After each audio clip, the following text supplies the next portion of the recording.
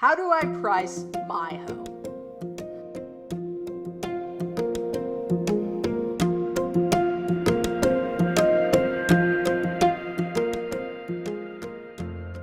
So, when we look at pricing homes, we look at a few things. We look at comparable sales, the current market, and what we believe the appraised value would be. What we don't look at is the Zestimate, or some of the aggregate average estimators that try to put a value on the home.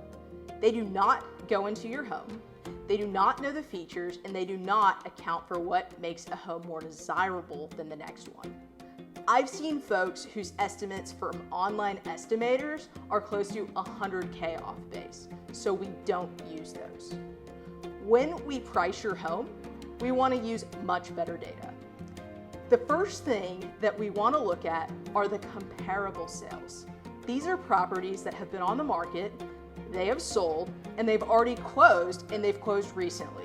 So we'll look at the square footage, the bedrooms and bathrooms, year built, the features such as your lot size, you get the idea, to compare those homes to your house. We will also consider any upgrades that have been made to your home. We will assign value to certain features, similar to what an appraiser does, and then we can see where your home really falls in the market to figure out where to price your home. The other thing that we will look at are the active listings. So what is currently on the market right now and where that property is priced at. So if we see that the comparable sales are a lot lower than the active properties on the market, maybe we can push to list a little bit higher. But the opposite is also true, and if comparable sales are higher than the active similar sales, that could indicate that the market has shifted. At the end of the day, we have to compete with what is on the market and also with what the market is saying.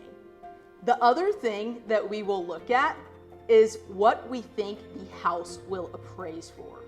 We can price a home wherever we would like, but most houses sell for the value that an appraiser will attach to it.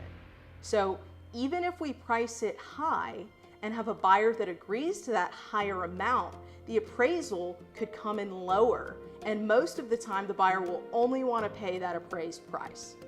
Now, they may be able to come up with more money, but rarely does a buyer come up with more money than the appraised amount in many transactions. So if we price way above market value, all we will do is lower the amount of people who will look at our listing. So when we price our house, we want to take the emotion out of it. Like for me, my house is worth a lot more than what the market may think it's worth. What ultimately matters is what the market thinks it is worth.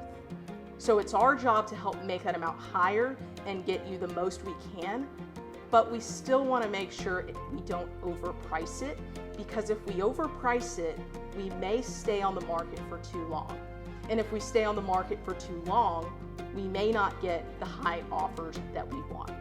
So we ultimately are looking at a sweet spot. We want to get the maximum price where we can get the most showings and the highest exposure so that we can sell it on the best terms. If we price it too high, we lose that leverage. I hope that makes sense. If you have any questions, give our team a call. See you on the next video.